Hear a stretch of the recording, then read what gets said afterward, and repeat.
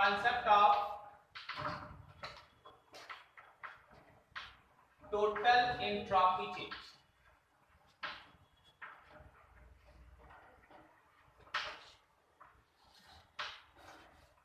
या कभी कभी लिखा जाता है एंट्रोपी चेंज फॉर यूनिवर्स।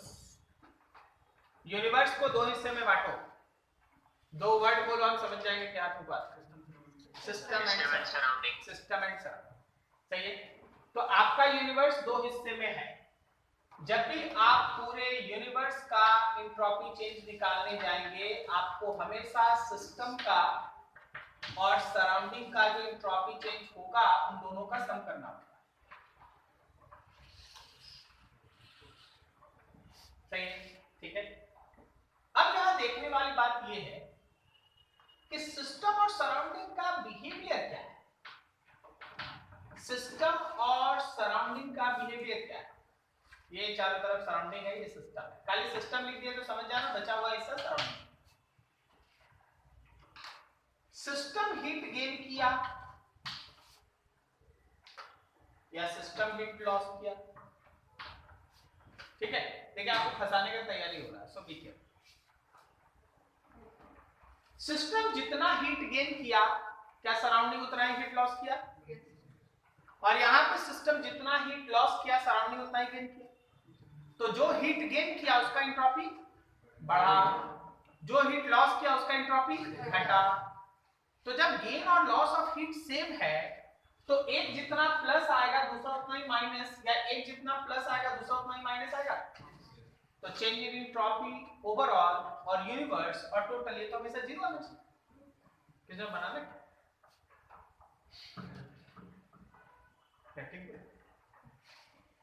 ऊपर लिखे हैं concept of change total entropy, भला में जीरो, ठीक है। बताओ इस पूरे कथन में, कथन मतलब स्टेटमेंट, क्या गलत है?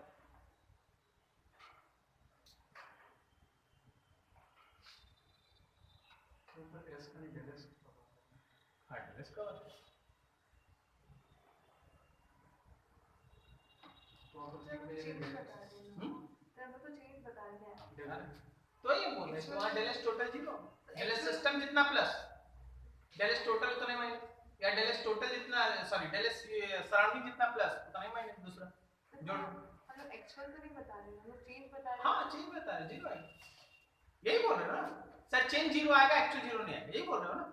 हाँ। तो हम भी यही बोल रहे हैं, ठीक है, हम भी यही बोल रहे हैं। तो फिर यहां बनाना क्या है, जीरो होगा।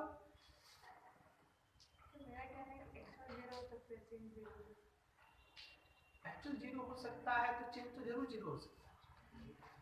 क्या एक्चुअल जीरो जीरो तो चेंज भी सही। हाँ जी, इस पूरे स्टेटमेंट में कहां गलती है, लूप होल है तो कोई खोज लेना। तुम खोज लिया तो वो समझ में आ जाएगा टॉपिक क्या पढ़ाने जा रहे हैं। इस पूरे लूप होल का जगह कहां पता है, टेम्परेचर। हम आपको बोले हीट का चेंज बराबर, दोनों का टेम्परेचर बराबर थोड़ी ना। रूम में अगर आप एक कप चाय रखिए तो चाय जितना हीट लॉस करेगा रूम उतना ही गेन करेगा, इसमें कोई शक नहीं। लेकिन टेम्परेचर दोनों का अलग अलग। रूम का टेम्परेचर है 27 डिग्री सेंटीग्रेड, तो चाय वाला टेम्परेचर है 80 डिग्री सेंटीग्रेड। डेल एस बराबर नहीं होगा, क्यों बराबर है, समझ में आ रहा है क्या बोल रहे हैं, ठीक है। तो देखिए भाई यहाँ पे क्यू गेन है, अगर आप यहाँ पे change in entropy of system लिखेंगे तो आप लिखेंगे plus Q by temperature of system, और अगर आप change in entropy of surrounding लिखेंगे तो आप लिखेंगे minus Q divided by temperature of surrounding. हम बिल्कुल आपसे सहमत हैं कि क्यू दोनों केस में बराबर होगा, लेकिन टेम्परेचर बराबर, इसलिए दोनों में चेंज होना ही है, समझ गए। अब आप खुद से ही एक लॉजिक डेवलप कीजिए कि रूम में, देखिए हम आपको एक अलग सेकंड लॉ की तरफ ड्राइव करते चलते हैं, ठीक है। रूम में अगर आप एक कप चाय रखे हैं गर्म, तो ठंडा होगा ना खुद से, कोई दिक्कत नहीं इसमें, ठीक। पता है क्यों होता है, क्यों होता है, सोच लो।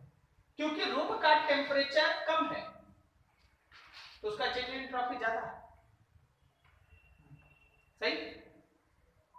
सिस्टम का जो हमारा ये क्या बोलते हैं, सिस्टम का जो टेम्परेचर है वो ज्यादा है तो उसका चेंज इन एंट्रोपी कम है। क्लियर है? दोनों केस में हीट सेम है लेकिन टेम्परेचर की वजह से कहानी होगा। क्लियर? अगला देखिए, यहां पे भी हम लोग वही बात करेंगे कि यहां पे जब आप सिस्टम का लिखिएगा तो सिस्टम में लॉस हो रहा है Q by temperature of system और सराउंडिंग में इस बार गेन हो रहा है Q by temperature of surrounding. ठीक है। अब यहां पे सबसे इंपॉर्टेंट रिमार्क जो अभी इस डिस्कशन का फेज है, क्योंकि टेम्परेचर ऑफ सिस्टम और टेम्परेचर ऑफ सराउंडिंग सेम नहीं है, हो भी सकता है कभी, हो भी सकता है लेकिन सेम नहीं है जनरली, तभी ये थर्मोडायनामिक में हीट का एक्सचेंज होता है। आपको पता है हीट का एक्सचेंज वही होता है जब टेम्परेचर का डिफरेंस हो। अगर टेम्परेचर का डिफरेंस ही नहीं होगा तो हीट का एक्सचेंज भी नहीं हो। तो अगर हम हीट का एक्सचेंज दिखा रहे हैं तो ये तभी पॉसिबल है जब वहां टेम्परेचर का डिफरेंस हो, मतलब दोनों टेम्परेचर सेम नहीं हो सकता। अगर दोनों का टेम्परेचर सेम नहीं है तो जो चेंज इन एंट्रोपी है सिस्टम का और जो चेंज इन एंट्रोपी है सराउंडिंग का, ये भी दोनों बराबर नहीं होगा। ठीक है, ये भी दोनों बराबर नहीं होगा। कोई दिक्कत नहीं आता? तो आपको पता चल गया ना कि डेल एस टोटल जीरो नहीं आएगा। सही है, तो डेल एस टोटल जीरो नहीं आएगा। Sir del S total zero नहीं आएगा तो फिर क्या हो सकता है? भाई अब हम आपको बताते हैं डेल एस टोटल जीरो भी आ सकता है। ठीक है, तीन पॉसिबिलिटी है डेल एस टोटल के आने का, एक पॉजिटिव, एक नेगेटिव और तीसरा जीरो। ये तीनों हमारे प्रोसेस को तीन अलग अलग नाम में डिवाइड करता है। ठीक है, now del S total can be positive, negative और डेल एस टोटल आपका पॉजिटिव हो सकता है, नेगेटिव हो सकता है और जीरो भी हो सकता है। डेल एस टोटल आपका पॉजिटिव हो सकता है, नेगेटिव हो सकता है और इवन जीरो भी हो सकता है। क्लियर है? अब ऐसे केस में यहां से आपको थर्मोडायनेमिक्स का सेकेंड स्टेटमेंट लगभग स्टार्ट होता है। जनरली आप प्रोसेस को दो कैटेगरी में डिवाइड करते हैं, one is called spontaneous and second is called non spontaneous. Sir उन्होंने सुने थे path function, state function, reversible, irreversible. जरूरत के हिसाब से हम लोग है ना हमेशा प्रोसेस को अपने कन्वीनियंट के हिसाब से डिवाइड। प्रोसेस दो तरह का, one is called spontaneous, next is called non spontaneous. Very very interesting, nature में बहुत सारा काम किए हो, आज पहली बार उस पर ध्यान जाएगा। स्पॉन्टेनियस और आज के बाद बार बार आने वाला चीज है नॉन स्पॉन्टेनियस।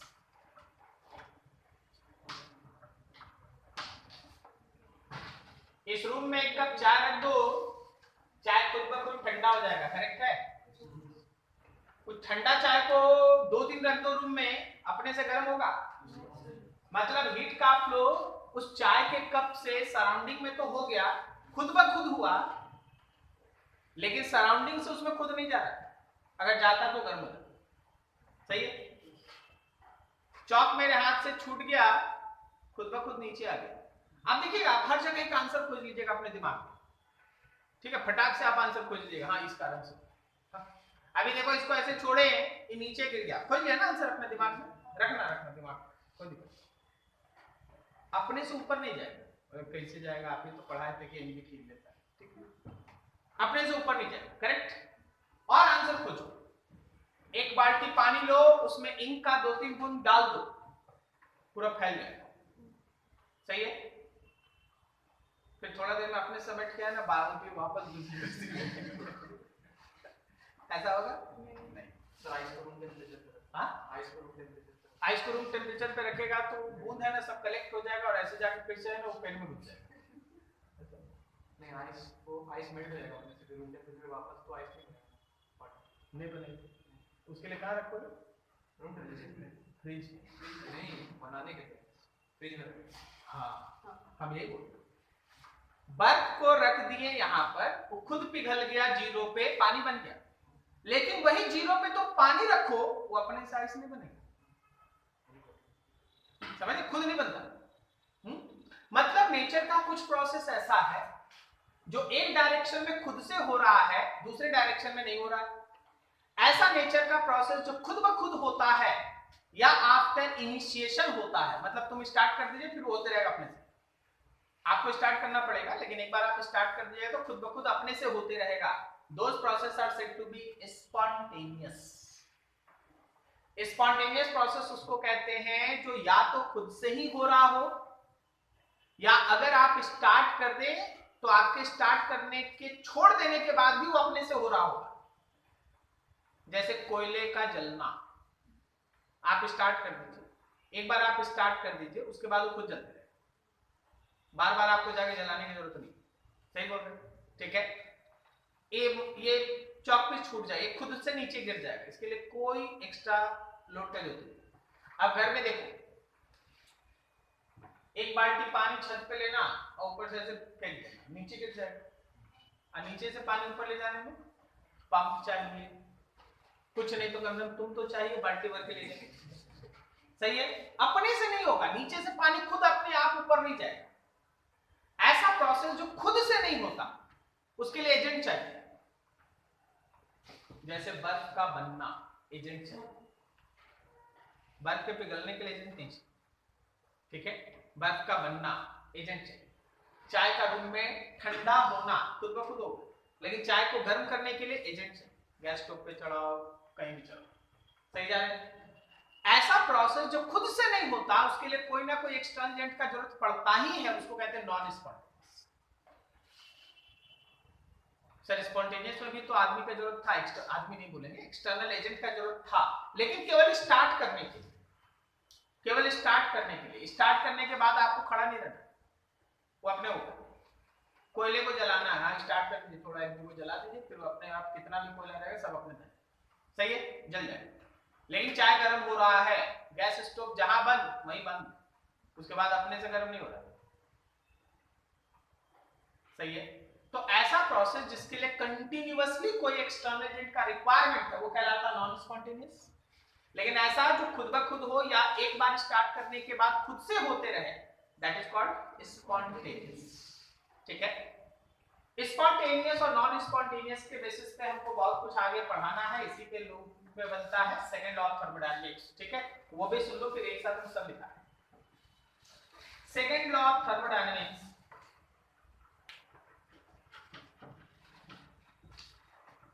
ये तुमको क्या बताता है? स्टेटमेंट ये कहता है कि with each and every spontaneous process, ठीक है, with each and every spontaneous process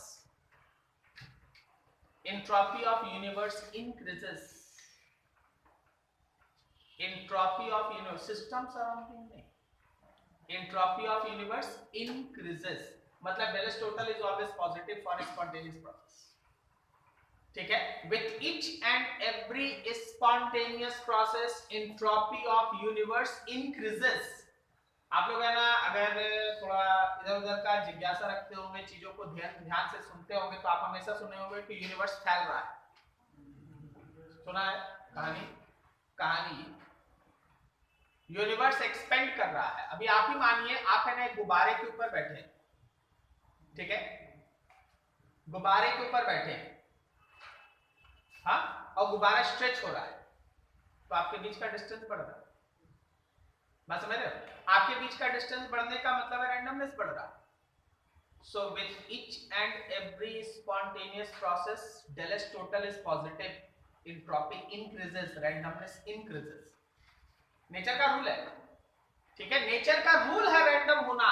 तो अगर आप है ना मान लीजिए बोलेंगे छुट्टी, उसके बाद किसी को बोलने का जरूरत नहीं होता, घर जाओ, वो बाय नेचर तुम्हारे अंदर है, रैंडमनेस इंक्रीज होता है नेचर में हर जगह। अगर कोई ना कोई ड्राइविंग फोर्स नहीं है तो नेचर का रैंडमनेस हमेशा बढ़ता है, ये बाय नेचर हम लोग के अंदर, ठीक है। हर स्पॉन्टेनियस प्रोसेस के साथ यूनिवर्स का एंट्रोपी बढ़ता है, तो del S total हमेशा कैसा रहेगा? पॉजिटिव। तो सेकंड लॉ ऑफ थर्मोडायनामिक्स बोलता है कि with each and every spontaneous process entropy of universe increases, del S total is always positive for spontaneous तो सर फर्स्ट लॉ क्या बोल रहा था? फर्स्ट लॉ बोल रहा था कि चाहे प्रोसेस कुछ भी हो, energy is conserve. Second thermodynamics का लॉ क्या बोल रहा है? एंट्रोपी बढ़े। दोनों मिला दीजिए। With each and every spontaneous process energy remains conserve but entropy increases. Energy कैसा रहेगा? एंट्रोपी क्या होगा? बढ़ेगा बढ़ेगा बढ़ेगा बढ़ेगा। ठीक है, क्या इसमें बोला गया सिस्टम का बढ़ेगा, सराउंडिंग का बढ़ेगा? नहीं, किसका बढ़ेगा? यूनिवर्स। ठीक है, चलिए यहां तक आपको लिखा देंगे, उसके बाद फिर आएंगे। नोट कर लें।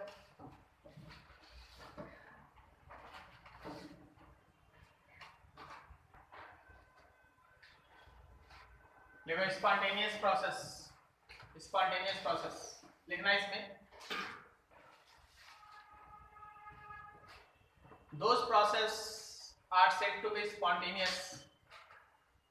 Those process are said to be spontaneous, which can take place by itself,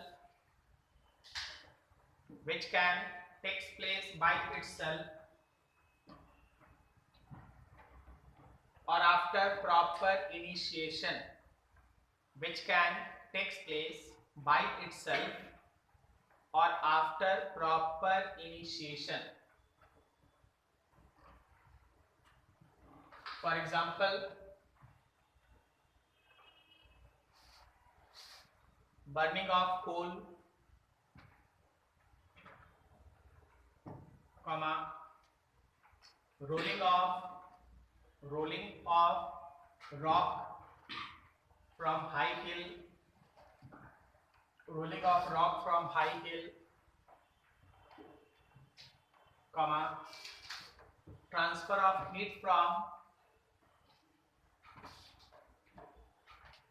cup of tea to surrounding, transfer of heat from cup of tea to surrounding, etc.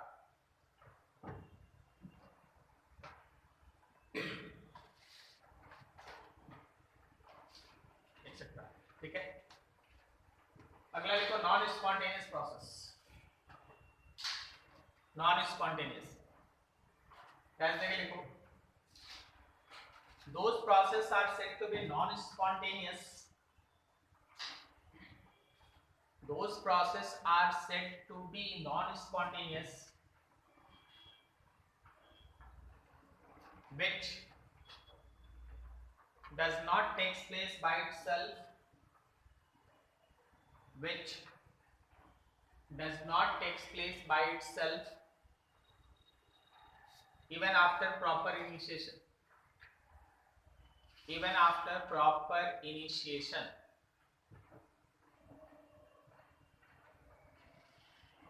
For example,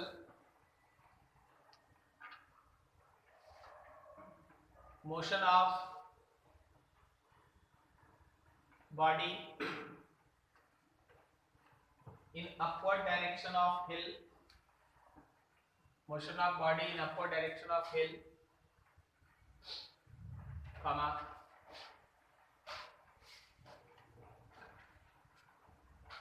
heating of cup of tea,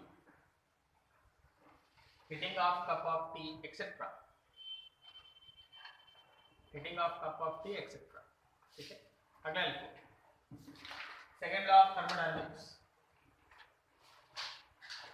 second law of thermodynamics,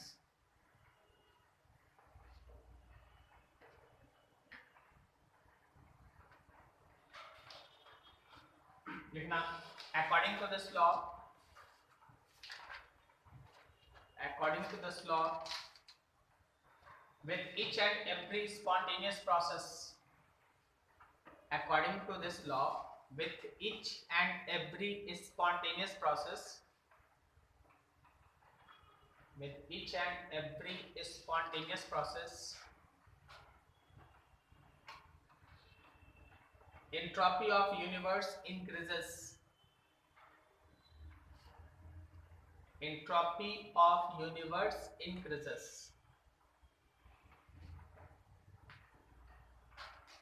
bracket में लिखना del S total equals to positive, del S total positive।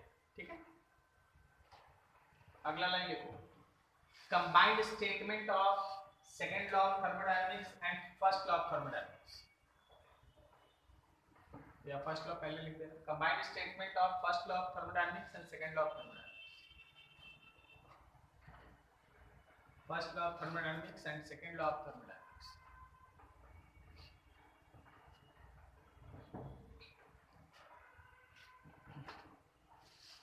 देखना इसमें, with each and every spontaneous process, with each and every spontaneous process,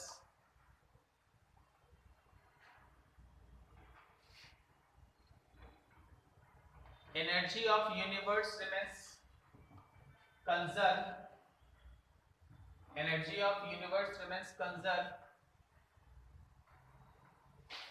but entropy of universe increases, but entropy of universe increases,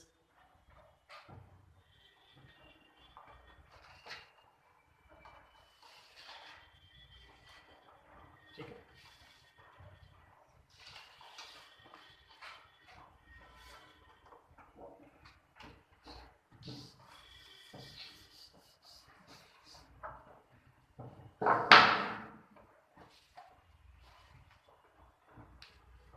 देखिए, गैलेस total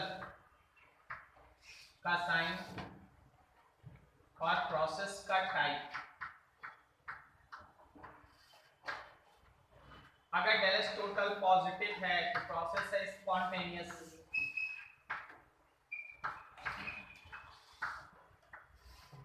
अगर डेलेस total negative है तो process है non spontaneous,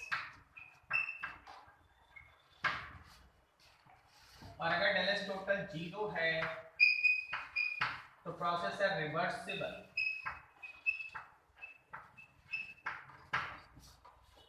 ठीक है, reversible बोलना ज्यादा उचित नहीं है, आप ऐसा बोलिए कि इक्विलिब्रियम में, reversible which is in equilibrium, reversible जो इक्विलिब्रियम में है, रिवर्सिबल इन इक्विलिब्रियम, या बेटर इज इक्विलिब्रियम है।